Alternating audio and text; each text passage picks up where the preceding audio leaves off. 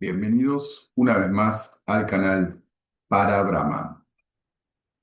Esta vez vamos a hablar sobre, como dice aquí el título,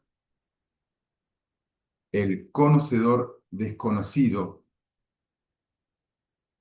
o la última experiencia. El conocedor es un proceso que primero es personal, porque el que busca es un sujeto, un sujeto eh, individual. Luego esa búsqueda vamos a ver cómo se vuelve impersonal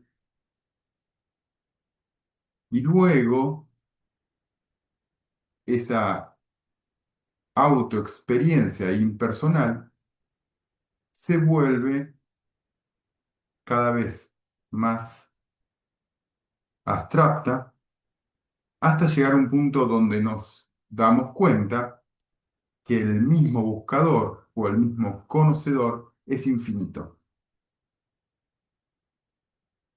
y no hay forma de poder llegar en forma definitiva y concreta a ese conocedor como si fuera un objeto definido, como si fuera una experiencia concreta, como si fuera una identidad fenomenológica. En síntesis, en lo que llamamos la conciencia no dual, Brahman ejerce dos fuerzas principales. Brahman, como la conciencia no dual, ejerce dos fuerzas que son opuestas complementarias. Una de ellas es Maya, la ilusión que proyecta una, un campo de conocimiento, una fenomenología. Y esa fenomenología tiene la característica de expresarse en forma indefinida y proyectar cada vez más capas de sí misma. ¿Por qué? Porque tiene la posibilidad de crear em, réplicas, ¿no? O fractales de sí mismo, y esos mismos fractales piensan la realidad en base a la primera ilusión, y la primera ilusión genera una segunda, una tercera, una cuarta, una quinta, y así se expresan las dimensiones, los kollas, los cuerpos, los estados de conciencia y toda la expansión de lo que llamamos el mundo fenomenológico o campo de conocimiento. En el hinduismo se lo conoce sobre todo como el samsara o el campo de conocimiento o maya. En la filosofía occidental vamos a hablar de fenomenología, pero se refiere exactamente a lo mismo, donde se genera la relación sujeto-objeto-campo de conocimiento, el modelo de percepción objeto-fondo, el tiempo y espacio como ordenador lineal, ¿no? Del proceso perceptivo y cognitivo, y todo este modelo de realidad basado en la estructura de la Antakarana, ¿no? Que es cuando la conciencia genera núcleos, ¿no? inteligentes de autoconciencia o de individualidad, que es lo que después vamos a llamar personalidad. Pero el Advaita explica que es una estructura metafísica que tiene pensamiento, mano maya koya, inteligencia, vijnana maya koya, ego y memoria. que es lo que posibilita que la estructura se mantenga estable. Bien, estas estructuras llamadas antakaranas son como los vértices, ¿no? O los núcleos, con lo cual esta realidad ilusoria se va reproduciendo a través de los flujos de pensamiento, los britis, que surgen desde el mismo origen, Om, la primera vibración, va generando diferentes vibraciones que se van expandiendo y que son lo que llamamos los britis. Esos britis son como una fluctuación que a su vez esa misma intensidad va tomando diferentes vibraciones y ahí se dividen los tres gunas, que lo podemos definir como lo sádvico o sutil relacionado con el pensamiento o sustancia mental, lo rajásico o energía relacionado con lo emocional y lo tamásico relacionado con lo material y el cuerpo físico. O sea, de una vibración se va creando toda la expansión de la estructura de la realidad. Luego están los cinco elementos que conforman los bloques de esa estructura. Entonces, la cualidad de Brahman, o una de sus dos cualidades, es esta maya, que tiene una estructura que se basa sobre todo en la hipercomplejidad. No es fácil explicar a Maya, no es fácil describirla, porque el mismo proceso de describir a Maya, describir la metafísica de Maya,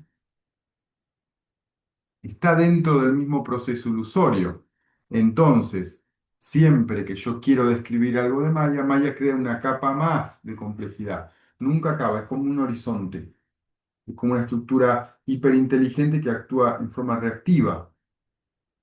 Yo avanzo ese horizonte y el horizonte aparece más atrás. Así funciona Maya. Bien,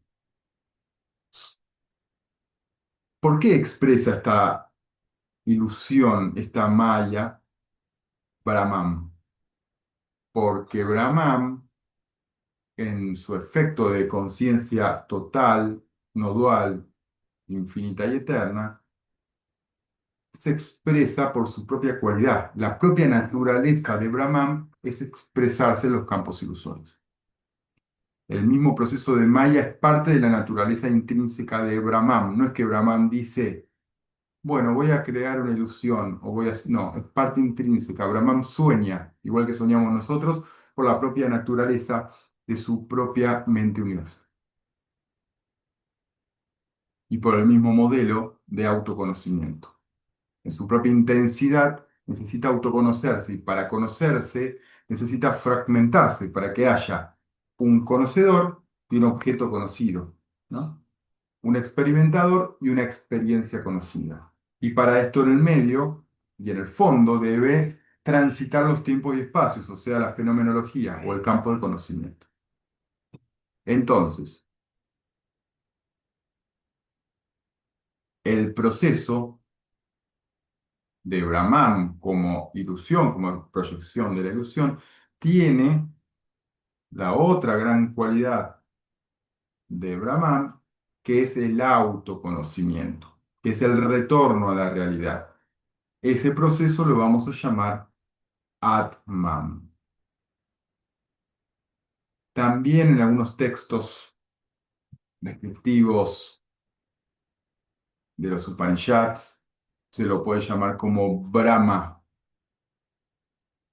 Brahma como si fuera lo opuesto, ¿no? Una entidad o un desarrollo que es opuesto a Maya.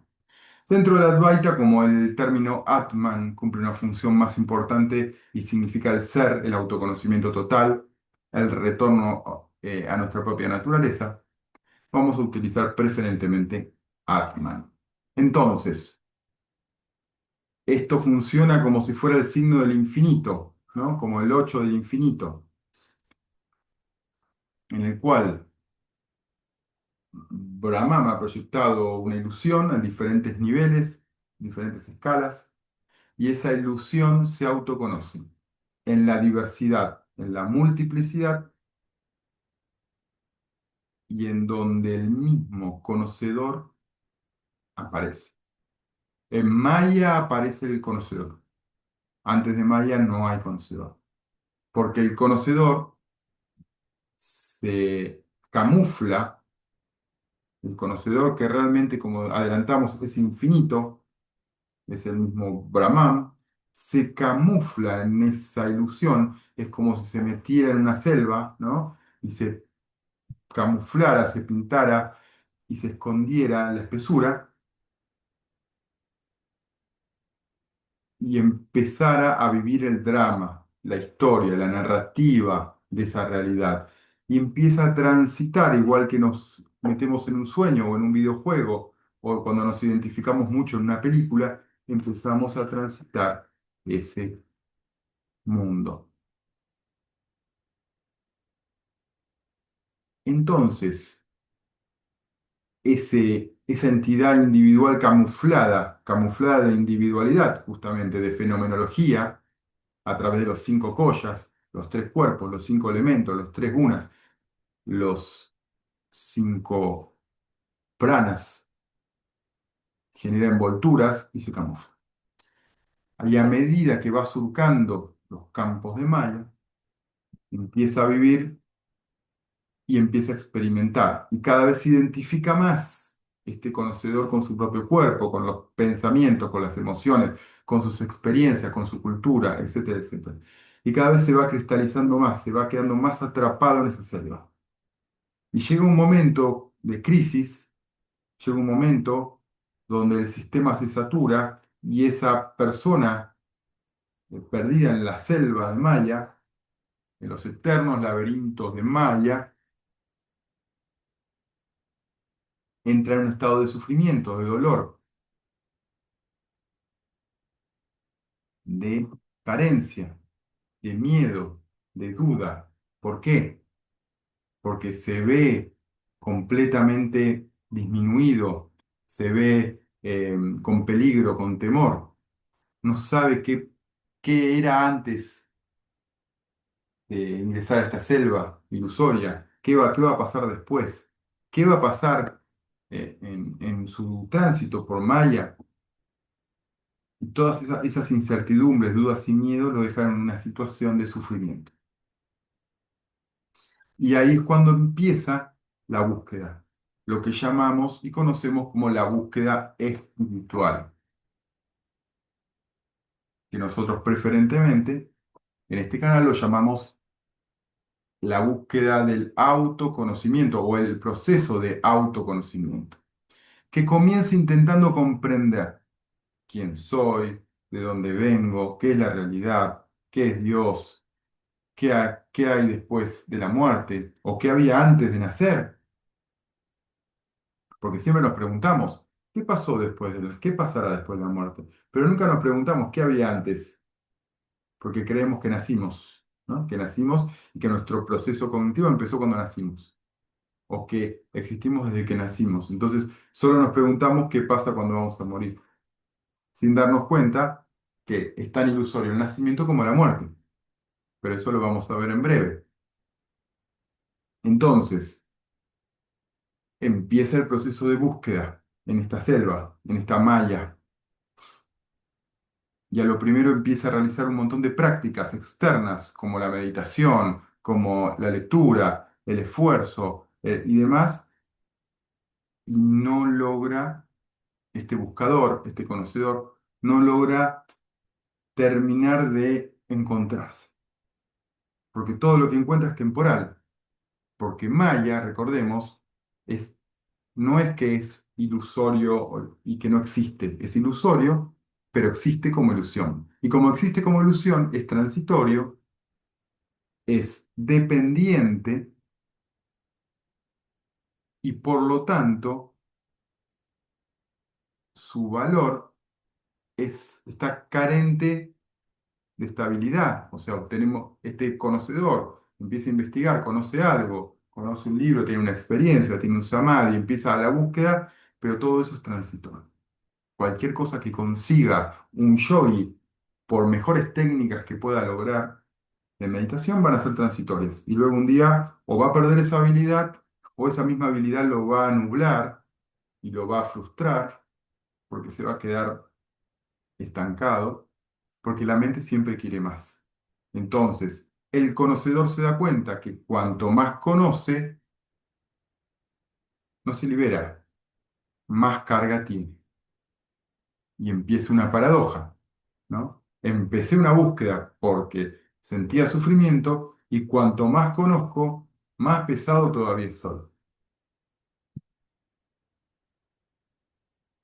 Hasta que empiezan las comprensiones más profundas y a darse cuenta que primero que la búsqueda no es externa, sino que es interna. Que lo que conozco soy yo mismo en mi mismo proceso de autoconocimiento y no son objetos externos o vivencias externas que están compitiendo contra mí. Nada compite ni lucha contra mí. Todo realmente está en mi propia conciencia, porque la conciencia es no dual, no está separada. La individualidad es maya, ¿no? Es una ilusión, la ilusión de multiplicidad, de diversidad, de tiempo y espacio, etcétera, etcétera, etcétera. Y a medida que van llegando estas comprensiones, empezamos a subir los niveles de abstracción, empieza realmente el autoconocimiento. Y ya me doy cuenta que haga lo que haga en el afuera, no va a tener ningún impacto en mi autoconocimiento real, sino que en todo caso va a robustecer el ego y lo externo. Entonces ya me doy cuenta que por más que siga acumulando técnicas, conocimiento, lo que sea, voy a quedar cada vez más atrapado. Y me doy cuenta que en realidad no dependo de nada externo, no hay nada realmente que tenga que hacer. Y ahí ya me doy cuenta entonces que estoy yendo hacia la internalización, me doy cuenta que estoy yendo hacia el conocedor. Y empiezo a ver un conocedor que está como si fuera en el mismo origen de la conciencia, y lo veo a lo lejos en el interior y cuando más profundo voy, me doy cuenta que ese conocedor es más abstracto, o sea, que no lo puedo definir. Me doy cuenta que no soy el cuerpo, que no soy la mente, que no soy los pensamientos, los sentidos, los pranas, el devenir, la experiencia, la cultura. Cada cosa que toco me doy cuenta que es ilusoria, que si no la pienso no está, se deshace, se cae como arena ante los dedos.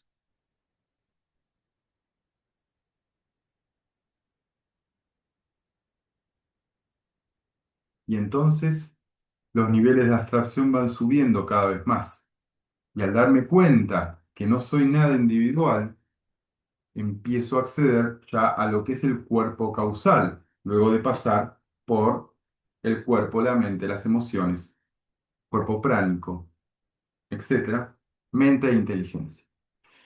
Y luego me doy cuenta que ya empiezo a meterme en el cuerpo causal. ¿Qué significa eso? El acceso al alma o cuerpo causal es cuando ya me doy cuenta que todo es ilusorio, todo transitorio y vea lo que vea, yo ya sé que es una propia proyección de mi propia naturaleza, de mi propio ser. Es una conceptualización, una fenomenología, creada por mí mismo en los planos inconscientes. Entonces, cuando llego a la puerta del cuerpo causal, ya no queda nada de la individualidad, porque todo eh, no tenía entidad real. Estaba sostenido solo por mi pensar. Olvido todo, igual que en el sueño profundo. Pero no es como el sueño profundo donde nada queda registrado. Cuando me vuelvo consciente del sueño profundo, o sea, de que todo es ilusorio, toda esta información está mantenida por mi mente y que no existe realmente, volverme consciente de mi sueño profundo es llegar al cuarto estado, Tugishá, y atravesar la capa del cuerpo causal o alma. El cuerpo causal es muchas veces hasta donde puede llegar un filósofo nihilista, puede llegar un científico, pero en general, si uno no tiene una guía en el autoconocimiento profundo de una tradición ancestral como son los Vedas y los Upanishads, en general frenamos ahí. No, acá no hay nada, esto es la nada, ¿no? Puede llegar un filósofo eh, occidental, ¿no? Llegué a la nada, me asusté y volví, ¿no? Y volví, me di vuelta y seguí trabajando sobre mi cuerpo, mi mente, eh, en el plano social, cultural, político, porque me di cuenta que ahí no hay nada y retrocedí. Bueno, los sabios e intelectuales de la India, de la antigüedad, eran muy valientes y atravesaron el cuerpo causal, igual que en la cultura chamánica o la cultura mística también cristiana, también se hace, en la taoísta también, pero se animan a mirar el vacío de frente y tirarse por completo al cuerpo causal, animarse a abandonarlo todo. Lo más interesante de esto es que el proceso es un proceso interno. Si yo lo necesito hacer externamente, puede pasar como alguien que se va a las montañas por un tiempo, o que necesita meditar muchas horas, o que se aísla, o lo que sea. Pero eso es un refuerzo externo, es una muletilla. Realmente el proceso es interno. Tiene que colapsar el mismo motor cognitivo, tiene que sumergirse completamente en el cuerpo causal. Y cuando esto sucede, realmente abandono toda identificación, toda creencia, dejo de defender todas las identidades falsas, ilusorias, y lo tengo con una certeza absoluta, igual que yo veo este objeto, ¿no? Este objeto que yo lo puedo ver nítidamente, cuando ingreso a la metafísica profunda, logro simbólicamente el tercer ojo poder visualizar las experiencias y objetos metafísicos, que son estas experiencias abstractas, pero no por eso menos reales. Paradójicamente, son más reales las experiencias metafísicas profundas que un objeto.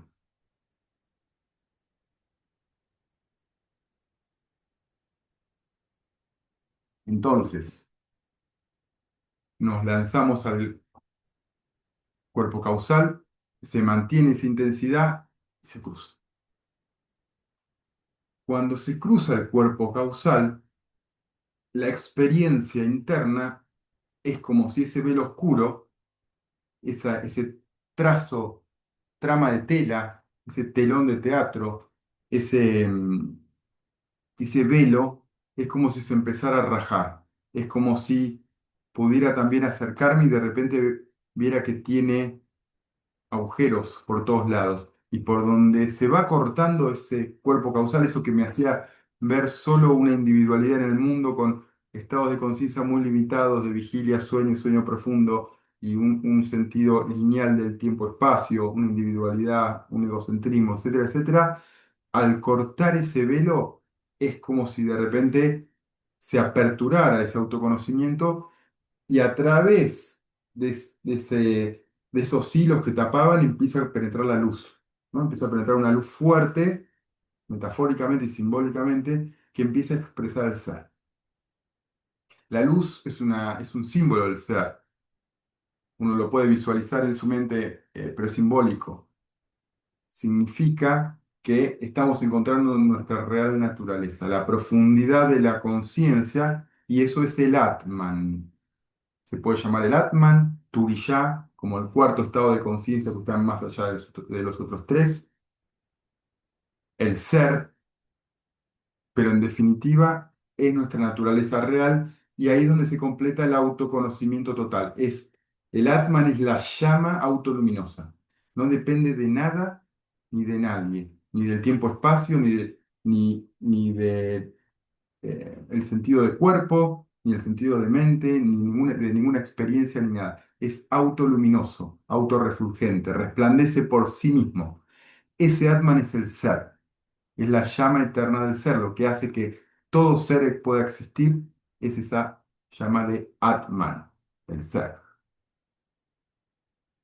Y ahí me doy cuenta que ese conocedor, ¿no? Que buscaba externamente, se encuentra a sí mismo, pero cuando se encuentra a sí mismo, se da cuenta que él mismo era una ilusión y no existía, por eso es desconocido el conocedor, y cuando penetra en lo desconocido, o sea, en el cuerpo causal, en lo desconocido, llega a la identidad real, al Atman, al ser puro. Y ese ser puro es conocimiento total. Igual que el cuerpo causal es lo desconocido eterno, el ser puro es el conocimiento total. Los dos se complementan. Y en ese ser autoluminoso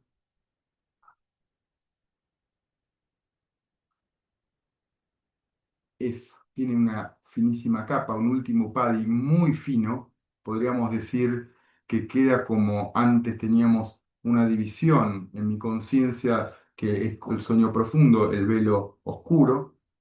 Cuando logro acceder, cortar ese velo y llego al Atman, luego queda un velo muy fino, una última capa, un último padi, hacia Brahman. Brahman es la conciencia toda, completa, que no solo incluye el autoconocimiento total, sino que incluye la proyección de Maya. Cuando cae ese velo, la experiencia es la experiencia completa de Brahman.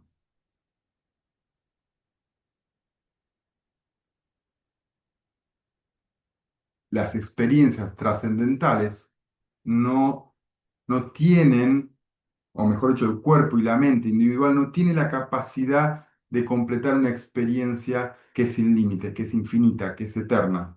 Por lo cual, lo máximo que puede experimentar el cuerpo-mente desde lo individual es la experiencia de Samadhi, que es esa sensación de autoconocimiento hacia la infinitud. Esa proyección genera que el sistema colapse y se invada de esa felicidad pura que es lo más cercano que podemos sentir, que es Sat Chit Ananda, ser, conciencia, felicidad, que puede recibir, digamos, la propia mente o cuerpo.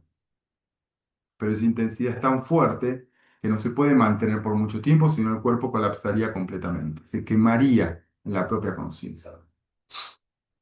Pero la comprensión profunda me mantiene estable en esa misma naturaleza,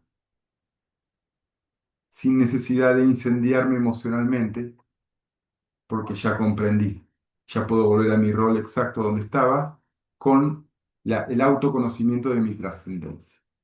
¿Qué cambia eso? Todo. Cambia el foco.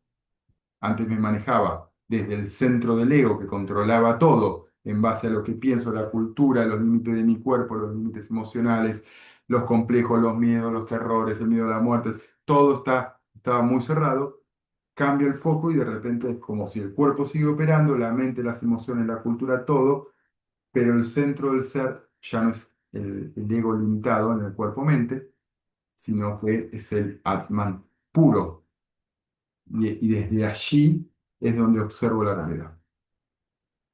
Y observo al cuerpo y la mente, que yo creía que era mi vehículo, que era yo mismo, perdón, lo observo como un objeto externo más.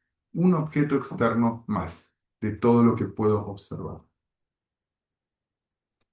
Y más allá de Brahman, del proceso interno, del infinito, ¿no? El proceso infinito de ilusión y realidad, proyección mayábica, maya y autoconocimiento, más allá de Brahman, como conciencia no dual, eterna y absoluta, ya está el Parabrahman, que le da nombre a este canal, el absoluto, que es aún más profundo, es la última etapa. Y ese ya es imposible de clasificar, identificar, y ya no tiene absolutamente ninguna cualidad de nada. Es indescriptible. Y ese Parabrahman, ese absoluto, es nuestra naturaleza más profunda, inclusive más profundo que el ser, más profundo que Brahman. El absoluto es lo que somos y eso es absolutamente imposible de conocer porque no tiene referencias. Bien, gracias.